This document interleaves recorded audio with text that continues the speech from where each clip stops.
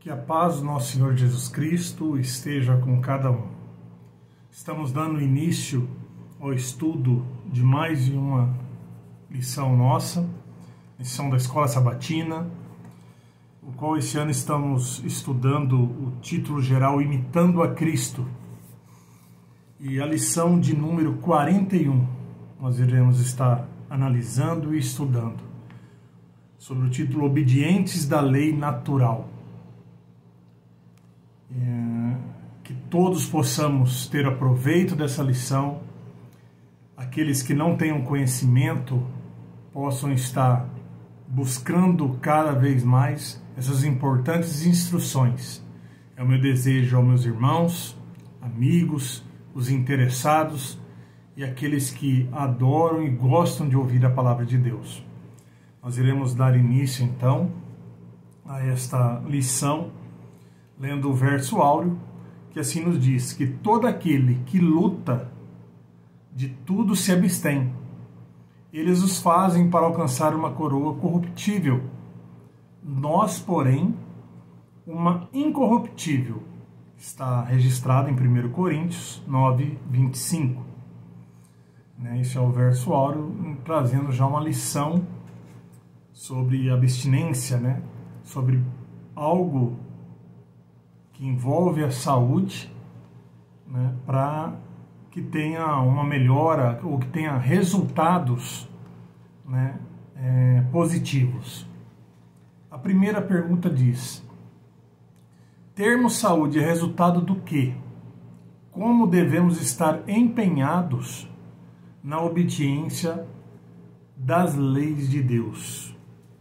O versículo que traz essa pergunta é o mesmo que nós lemos no verso áureo, de todo aquele que luta, de tudo se abstém. E os comentários da pena inspirada, da profeta do Senhor, registrados aqui no Ciência do Bom Viver, na página 128 e 129. Diz que nunca será demais lembrar que a saúde não depende do acaso, é resultado da obediência da lei.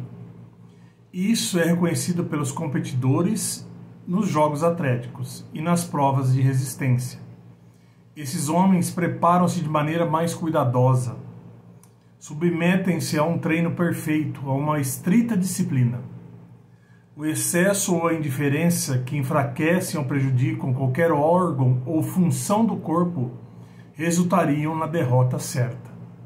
Então isso aqui dizendo sobre o resultado do que, Então, esse abster de certas coisas, aplicar uma resistência de maneira cuidadosa.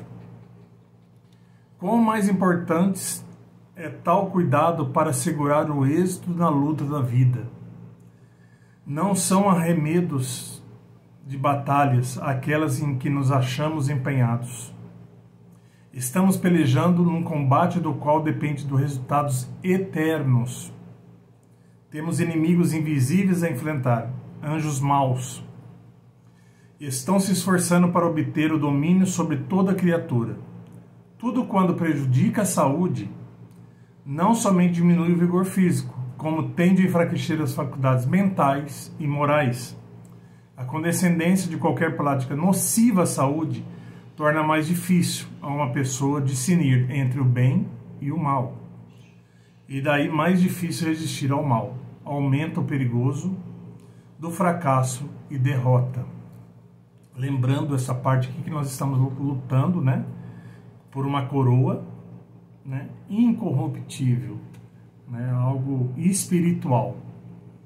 Os que correm nos estádios, todos na verdade correm, mas um só leva o prêmio.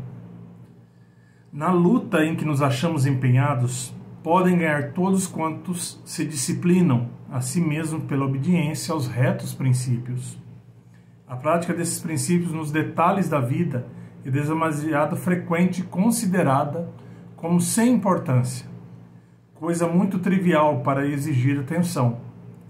Mas em vista das consequências em jogo, como alguma coisa daquilo com que temos de tratar insignificante, toda ação lança seu peso na balança, que determina a vitória ou a derrota.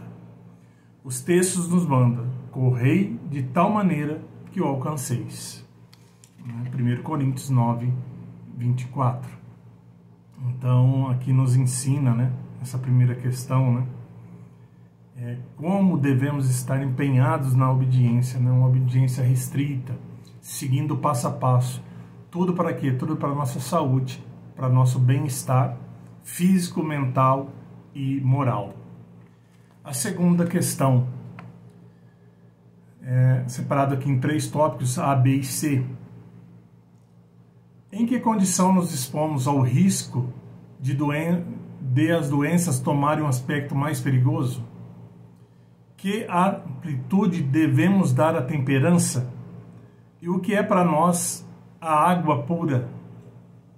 Vi que quando nos sobrecarregamos, né, ciência, vamos ler aqui, Ciência do Bom Viver, na página 237. Vi que quando nos sobrecarregamos nossas forças, trabalhamos demais e nos cansamos muito, nós ficamos resfriados e nessas ocasiões corremos o perigo de que as doenças tomem uma forma perigosa. Não devemos confiar o cuidado de nós mesmos a Deus para que Ele zele e cuide daquilo que Ele nos encarregou de vigiar e cuidar?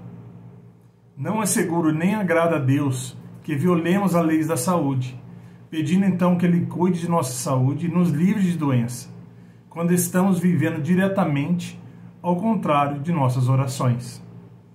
Temos, porém, o dever de falar e de batalhar contra a intemperança de toda espécie. Intemperança no trabalho, no comer, no beber, no uso de medicamentos, indicando então o grande remédio de Deus, água. A água pura para doenças, para a saúde, para a limpeza, é como um regalo. Está registrado na terceira mensagem angélica 280, esse trecho. Na saúde e na doença, a água pura é uma das mais excelentes bênçãos do céu. Então está aqui, né? Nós verificamos a resposta dessas 3 questões nesses textos, né, de Ciência do Bom Viver, na página 237, e Mensagens Escolhidas, né, volume 3, na página 280. Né, que nós não podemos estar violando de forma alguma.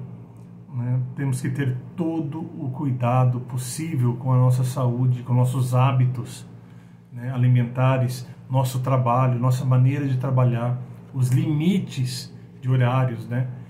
Os horários que nós temos de repouso, né? Temos que ser obedientes a isso, não ficar até altas horas da noite acordado, isso prejudica, né? O mais possível dormir cedo, levantar cedo, né? E outros hábitos que não são nocivos, nós temos que começar a colocar em prática na nossa vida. Tudo isso para quê? Para que tenhamos saúde, para que vamos bem, né? E isso reflete automaticamente na nossa vida espiritual, né? Não adianta depois ficar doente pedindo a Deus, né? Seria até uma hipocrisia, né? Estraga o corpo, sempre se te prejudicando e depois pedindo para que Deus assim dê saúde, né? Restaure. E claro que Deus é misericordioso, né? Como um pai amado, né? Quando o filho erra, né? Mas devemos ter essa consciência, né? De estar buscando isso, né? A nossa mudança de vida. E aqui trazendo, né, a bênção da água, a água pura. Né? É maravilhoso os tratamentos que podem ser feitos com a água, né, na questão da saúde, né? E também para a nossa alimentação. É muito saudável tomar uma água pura.